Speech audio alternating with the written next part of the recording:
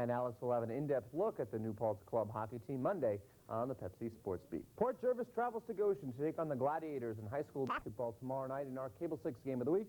Both teams out of contention in the Orange County League Central Conference at 2-4. First-year head coach Ron Semerano and the Red Raiders are hoping to qualify for the Section 9 Class B tournament. They are working hard, and I think that's going to be the key to our success down the road. In basketball, as in life, you must crawl before you can walk. After a combined 0-20 league record the past 2 years, just getting a conference win this year was a huge hurdle for the Red Raiders. Us seniors from last year, we wanted to prove something. We haven't won a conference game or OCL game in 2 years. So to us, we wanted that to be one of our major focuses of this year, to do a lot better than what we have done in the past. And I think so far we've done that. Most of this year's turnaround can be traced to new head coach Ron Semerano, who took over the program after 13 successful years as the girls' head coach. I'm very thrilled with the way we're progressing. I think we're just, in the last week or two, we've been playing a little bit better. We hit a little bit of a slide in the middle of the season when we started conference play, but I think at this point, they're really starting to pick up the system. Players really want to win. We show the attitudes that every game we want to come out a winner out of that game, and the coaching shows the same dedication. At 7-7 overall, Port needs a win over Goshen to help them reach their ultimate goal. Exactly. That would be very nice.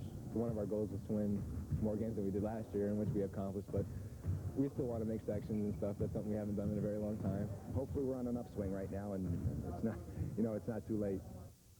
Port Jervis and Goshen on our Cable 6 game of the week. The game live tomorrow night from Goshen at 7:30, and tomorrow I'll talk about the Gladiators. Speaking of the Orange County League Central Conference, Menacing can clinch at least a tie for the title with a win tonight over Warwick, that game in Warwick. In college ball, Marist looks to get back on the winning track against Long Island University. The Red Foxes losers to St. Francis Monday night. On the pro schedule tonight,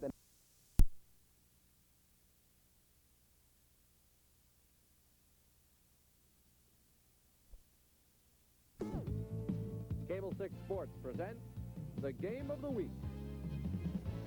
Live from Goshen High School, it's the Cable 6 Game of the Week. Tonight, an Orange County League Central Conference matchup. The Gladiators hosting the Port Jervis Red Raiders. Both teams coming in at 2-4. Hello again, everybody. Ed Benjamin, Justin Erdal for this game. Justin, a game that is very important for both teams. They're out of contention in the Central Conference title hunt, but they must win in order to get to the section tournament. Exactly, and both teams right now are on the cusp of making the sections. They're on the doorstep. It's a very important game. Both teams very pumped up for this one tonight. Both teams at 2-4 in the Central Conference. Here are the current standings. Menacing Valley with a win last night, clinching at least a tie. They're at 7-1. Port Jervis and Goshen both at 2-4, and you must be 500 in the conference in order to qualify for the section tournament. For Port Jervis, they're led by their leading scorer, Scott Cromie. Scott Cromie started on the outside on the perimeter during this year, beginning of the season. Now has gone to the inside, has done a really nice job in a low post. He's the man they go to inside, very elusive player. For Goshen, Jerry Shine, another post player averaging almost 19 points a game. Right, we should see a real good matchup down low, something we haven't seen on the game of the week. Usually it's guards we focus on in the players of the game, but Jerry Shine, outstanding rebounder, exceptional skills inside. Goshen and Port Jervis on our Cable 6 game of the week. We'll be back with the starting lineups and tip-off right after this.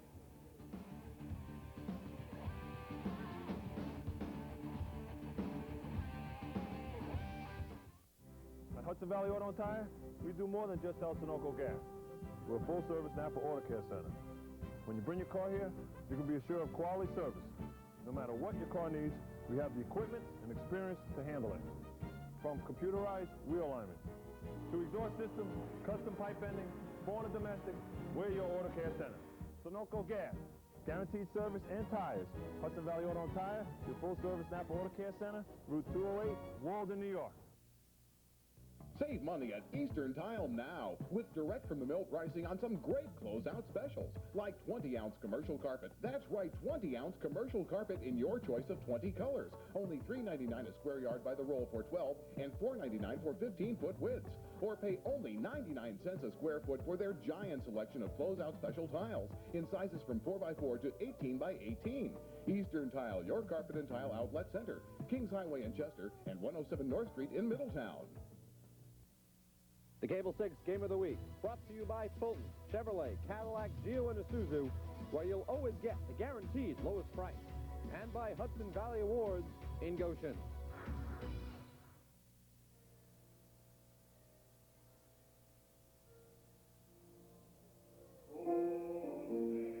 Well, the obvious differences are the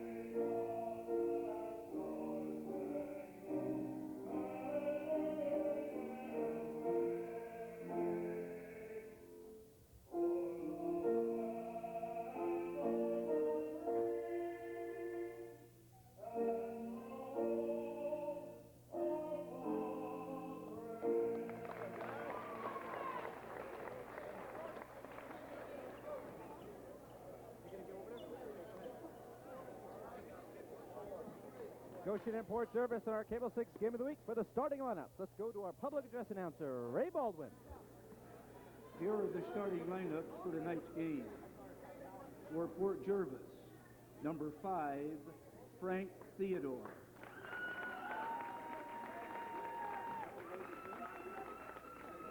Number 31, Kurt Slaughter.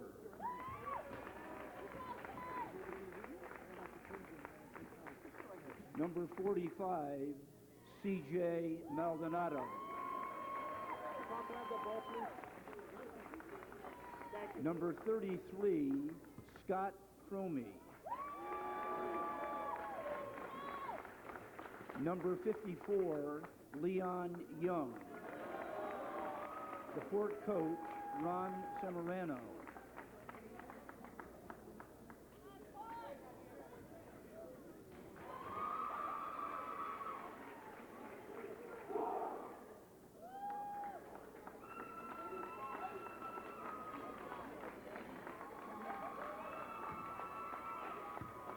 The Gladiator starting lineup. Number 4, Rudy Charles.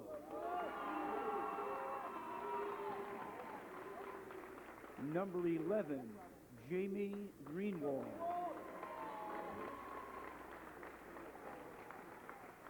Number 22, Drew Newcomer.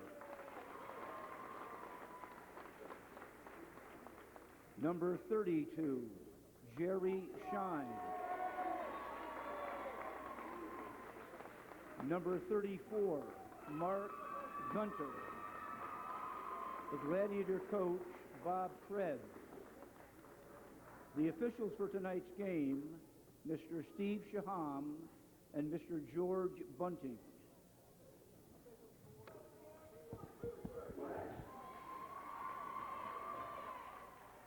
Officials for today's game, Steve Shaham and George Bunting.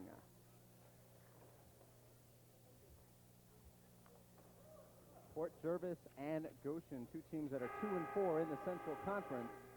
Alex Cabrero, as always, our sideline reporter. Alex, what do you have for us? Thank you very much, Ed. I spoke with Coach Ron Semerano, the Port Jervis coach, during warm-ups, and he says his team is fired up coming into this season. Port Jervis has 3 goals. 1, win an OCL conference game, which they did on January 25th against Monticello.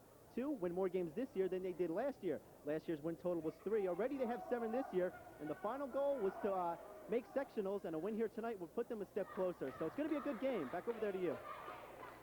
Thanks a lot, Alex. Mark Gunter and Leon Young to tap, and it's controlled by the Red Raiders. C.J. Maldonado holding the ball, number 45 for Port Jervis. Inside, Scott Cromie scoring immediately. Goshen, or Port Jervis on the scoreboard first. Right away, Goshen opening up into a full Man defense, getting burned right there in the offset. Good ball movement by Port Jervis. Goshen losers last night to Beacon, 80-43. That's Mark Gunter driving the lane and scoring. Tying the game up at 2. Maldonado guarded by Newcomer. Inside Cromie again, working on Gunter. And Gunter with the rebound. Here comes a sophomore or a freshman. That's Rudy Charles, number 4, to move. But he's called for traveling. Shuffled the feet before he got the pass off to Jerry Shine. Good little jive over on the on the near side. Gets it inside to Shine. He penetrates and draws the D. Shine underneath. You'll see a lot of action underneath the boards by Jerry Shine tonight as he receives a pass from the freshman. Number 5, that's Frank Theodore. Back pass to Cromie. Blocked by Gunter, but a foul. He didn't like it. Good challenge by the Goshen defense inside the locker room before the game. I had the privilege of sitting inside and listening to Coach Krebs, Coach Bob Krebs, talk a little about defense. He said, he's up on the fouls. We're going to go man, but I don't want many fouls. A good challenging shot. It looked like he got a lot of ball on that. But a little contact underneath the basketball. And Cromie will go to the line. You see right off on the onset end, it's Cromie very active, getting the basketball, moving well without it, down in the low post. That foul looked to be on Gunter. A little discrepancy here in which player received that foul. Actually, a foul might have been called on Jerry Shine, and Bob Krebs was saying that Shine was on the opposite side of the floor. And in fact, the foul has been called on Jerry Shine. So Cromie, a senior forward, scores his 3rd point of the game. Cromie averaging 17.1 points a game. He leads the team in 3 categories: points, steals, and rebounds. Cromie standing at 6'3", exceptional leaper. Can really get it up in the air, and that's why he's playing a small forward position. 3-2 our score. Port Jervis up by 1. Shine now top of the key, guarded by Young, gives it up to Charles. One of the keys for Goshen is to get really excellent ball movement and look inside first, and then check your options and throw it outside, hopefully to get the open jumper, and Greenwald takes it. And he nails the triple. Jamie Greenwald, a 3, gives Goshen a 5-3 lead. Excellent execution by the Goshen offense. Port Jervis right there, but Goshen finding an opening and making Port Jervis pay. Cromie triple team and Shine with the steal. Newcomer to Shine. Over Young. And a foul. You can't give Jerry Shine that much room. Leon Young got caught on a switch down low, a screen across the middle. Underneath the basket, Jerry Shine got plenty of room. Nice arcing shot over Young. He's an exceptional shot blocker. And what a presence inside. Shine working hard down low, gets rewarded. Well, that foul was on Mark Gunter. They counted the basket, the foul on Goshen. Young couldn't handle the offensive rebound, and it comes to Greenwald. 7-3 our score. Goshen up by 4 with the ball. Goshen getting very good looks at the basket. Coach Semerano told us earlier it's very important that Port Jervis gets out to a fast start. Right now, down by 4. Greenwald guarded by Theodore. In the lane, and he took some steps. Jamie Greenwald, who was last year's starting point guard for the Gladiators. Now he's more of a 2-guard with Rudy Charles, the freshman, in the starting lineup, but he plays a lot of point as well. It's a nice option that Goshen has to go to Greenwald at the point, or the freshman. The freshman can come in and show some poise. Greenwald, a very good shooter, and can handle the offense as well if he's needed. Cromie. Leon Young, top of the key, off the front of the rim. Cromie was looking for Leon to cut, but he stayed at the top, opting for the jumper. Charles for 3, too hard. This is Theodore. Got him. And a kick ball. Theodore was looking for Young. Greenwald got the foot out. It will be Red Raider basketball. 4:53 left in this first quarter. 7-3 advantage for the Gladiators. The 3. Young. Offensive rebound. Can't get the roll. Shine with the rebound. Good rebound, probably a little bit far for his range. Leon Young taking the shot. Now Shine open underneath. Guarded by Young, trying to get it to a cutting Gunter. Newcomer for three. Way off. Gunter pushes out, offensive foul. Scott Cromie drawing the offensive foul. That will be Gunter's second foul. And we'll see substitutions for the Gladiators. Shane Burke into the lineup for Mark Gunter. Coach Krebs going with a little size, giving Mark Gunter a moment to rest. Gunter's the type of player that can have a night that goes through the roof or one that goes through the floor. Just a really exciting, explosive player at times, but Coach giving him a rest right now, opting for the size of Burke. Young blocked by Burke. Cromie is going to get called for walk. Called for the walk, but not before just a great look by Theodore. Quarterback on the football field, quarterback on the basketball court. He can dish as well. Nice look inside. And another walk. Frank Theodore causing that traveling violation on Greenwald, just putting the hand in, stopping Greenwald from making the pass before he took an extra step. And Theodore running the offense right now for Port Jervis. Did not do so early in the year, was a two-guard. But now he's getting some time in the leadership role, and he's really starting to pay off for the Red Raiders. Theodore for three. Newcomer with the rebound. Newcomer into the lineup as a starter now, replacing Damian DeWitt, who will not play tonight. Good defense in front. Under 4 minutes left in this first quarter. 7-3, low-scoring first quarter. Newcomer. Fight for the rebound. And it will be white basketball. That's Goshen. Ron Semerano is in his first year as the boys' head coach after 13 years as the girls' head coach. Here's the differences. Well, the obvious differences are the speed of the game. And that was one of the things that took me, I bet you it's taken me 3 or 4 weeks in the beginning of the season just to get used to that and make that kind of adjustment.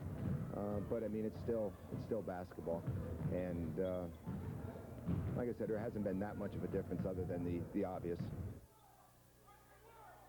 Rudy Charles hit a runner in the lane for Goshen, so it's now 9-3. Coming up on 3 minutes left in this first quarter. Steal by Newcomer. That just illustrates another key on defense that Goshen talked about earlier. No penetration. Before the shot, we have a foul on C.J. Maldonado, it looks like. That'll be his first and the team's second.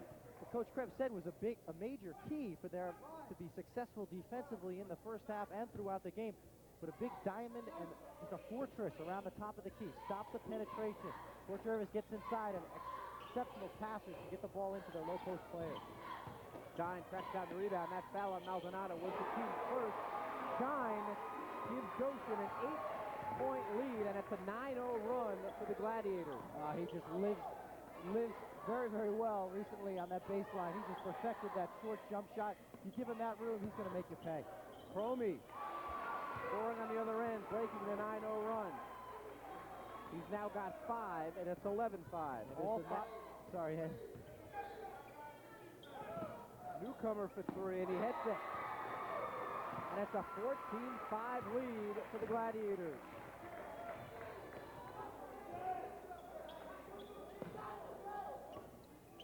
Cromie in the lane, double team, and call for a double dribble. Things not going Port Jervis way right now. Coach Krebs should be happy right now. He's seeing the effort that he hoped to get from his Goshen team. Both teams fired up because they know the significance of this game if they want to make sections where they're stepping up defensively. Blocked by Young. And Burke is fouled. Young, the challenger, the devastator. Inside on defense, he blocks nearly 4 to 6 a game up in the air. The elevation gets a nice tip. There he goes right after Burke again, gets a little bit of a body as he rejects that shot. Supreme rejection by Leon Young. That foul was called on Newcomer, or excuse me, on Maldonado. That's his second. Burke 1 of 2 from the line. Or 1 of 1, actually. He'll have his second right now.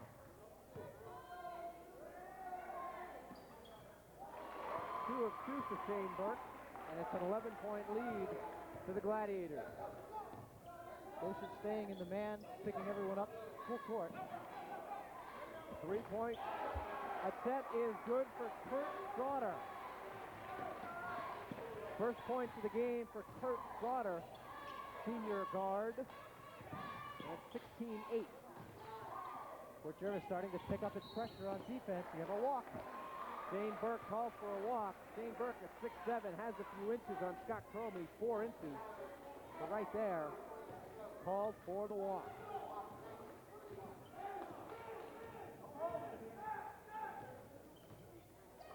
.1:15 left in this first quarter. 16-8 our score. Sauter guarded tightly by Newcomer, and looks like Newcomer got him on the arm. That's the 4th foul on the Gladiators. Will be Fort Jervis basketball under its own hoop. 1:11 left in this first quarter. Sauter for 3, short. And Burke comes away with it. Charles slowing it down.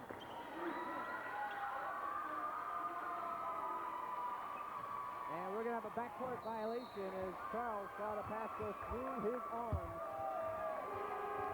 And Fort Jervis basketball. Top scorers for Fort Jervis entering this game. Scott Cromie, 17.1 points a game. Kurt Sauter at 10.1. Goshen led by Jerry Shine, 17.2. Mark Gunter at 9.4. 45 seconds left in this first quarter. Goshen has doubled up on Fort Jervis so far. Into the lineup for Fort Jervis is Sean Theodore, brother of Frank, only a sophomore. He replaces Leon Young, looking to get a little more size. And even though Young is 6'5", Sean Theodore 6'3". Nice dish. Burke can't get it over the rim. Blocked from behind. Shine gets the roll. What a putback. Good work, Jerry Shine. Yeoman's work. Digging and scratching, not pretty, but boy, does he get it done. Greenwald taking the point on that series. 18-8. Sauter. And an offensive foul on Kurt Sauter. Used his offhand to push off on Shane Burke. 13 seconds left. Goshen will hold for a final shot. They'll look to go up by 12 or 13. Have 5 seconds now. Spreading the floor, giving Rudy Charles the ISO. Can't get the shot to go, and that's going to be the buzzer. Ending this very good first quarter for the Gladiators. 18-8 our score as we will head to quarter number 2. A very good quarter for Goshen. Fort Jervis not very happy is Ron Cimarano. Let's take a quick break. We'll be back with quarter number 2 right after this.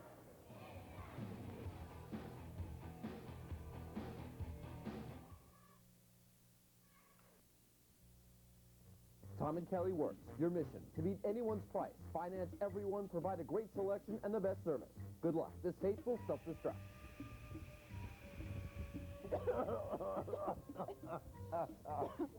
All kidding aside, if you bring a price to Fulton, we'll beat it. And we can finance anyone. We always have over 500 new and 200 used vehicles. And over 50 demos in stock. Fulton, a Wertz family dealership. Our mission, changing the way you think about car dealers.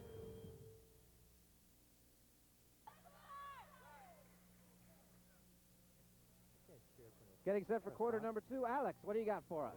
Thank you very much. And a new rule is going to come into effect next year for high school sports. A shot clock, a 45-second shot clock will be put into effect. Standing with me now is Bob Babish, who's a referee in college and high school sports in a local area. And how do you think a shot clock for high school sports will affect the game? I don't think it'll affect the game that much. I think it'll enhance it even more so than what it is right now.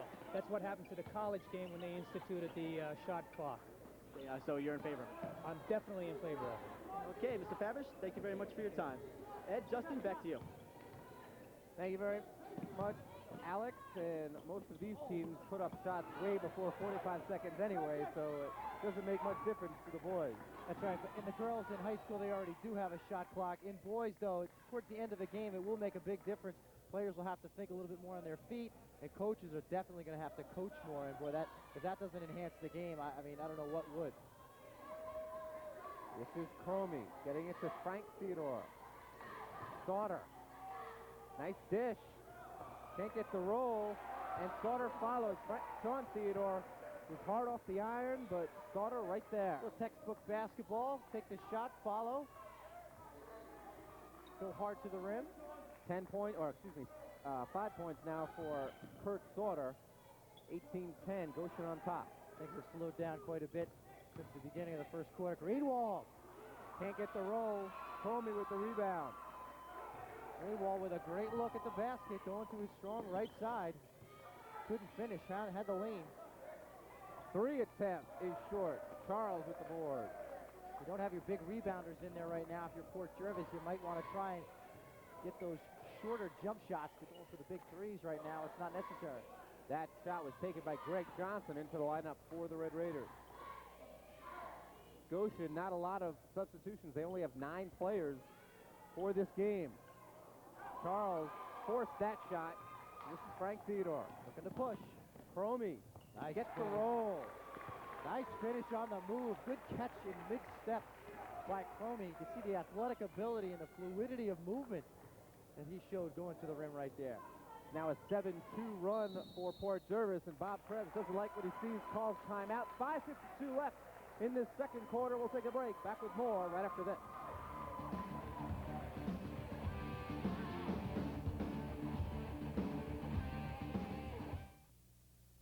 A community bank means stability.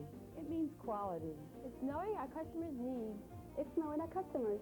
A community bank means creating jobs. It's aiding in the growth of small businesses. At Ellenville National Bank, we keep your money working to improve your community. We have an innovative approach to banking needs. For 40 years, we've been helping our community and our customers.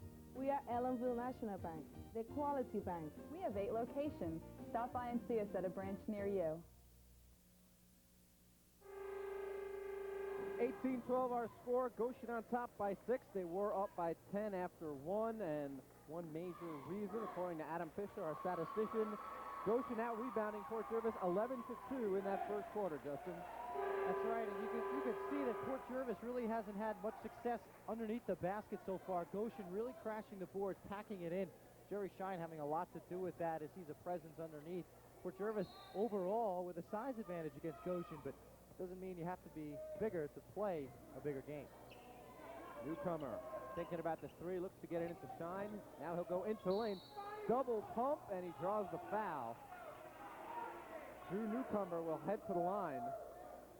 That foul was on Kurt Sauter. That's his 2nd and the team's 4th. One thing Port Jervis has to address, you see penetration there. Drew Newcomer, good first step, solid leaper.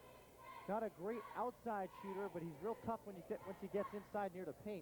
He's going to go to line to shoot a pair, but one thing Port Jervis has not been able to do is rotate and get help from the weak side on that man going, slashing down the lane. And one other thing Goshen hasn't been able to do is hit their free throws. As Newcomer misses both, he's only shooting 47% from the line. As a team, only 59%. This is Johnson for 3, short. Cromie with the rebound. Good ball movement. Sean Theodore hard off the glass. Gets his own rebound and puts it home. Good follow for those of you watching at home. That's textbook. That's basketball right there. You take the shot, you go back for it. You don't take off down the court and try to say, I'll play defense now. The play isn't over till that ball hits the net. 5:10 left in the second quarter. It's now a 4-point game, 18-14. 9-2 run for the Red Raiders. Right now, size favoring Port Jervis just a bit, and you could tell in that last offensive series for the Red Raiders, they came up with the ball in the air a little bit more often than Goshen. And the ball's going to stay on Goshen's offensive end. St. Burke into the lineup, replacing Mike Sokolowski, who was in for the Gladiators. That will stay Goshen basketball. Jerry Shine couldn't handle the basket, knocked out by Port Jervis. 4:50 left in this second quarter. Burke draws a foul. That foul will be on Cromie. Remember to watch the Cable 6 Nightly Report 5 times a night, and Tracy Baxter is standing by to tell us what will come up tonight.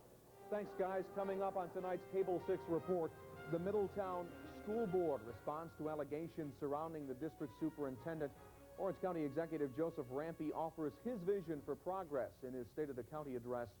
Plans in the works for a grieving center to help children who've lost loved ones in Orange County. Roscoe residents vote today on the future of their school district.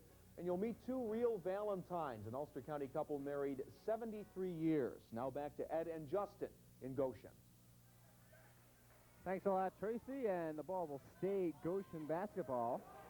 4:41 left in the second quarter. 18-14 is our score. Newcomer to throw in to Charles. Charles catching a lot of minutes in this basketball game, doing a nice job. Shine, couldn't get it to go. Double team, Cromie gets it to Johnson. Here comes the trap.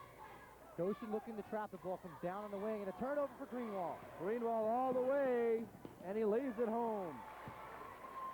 Goshen looking to trap. Now they're going to pick it up in the half court, but when the ball comes down to the wing, they're going to aggressively trap.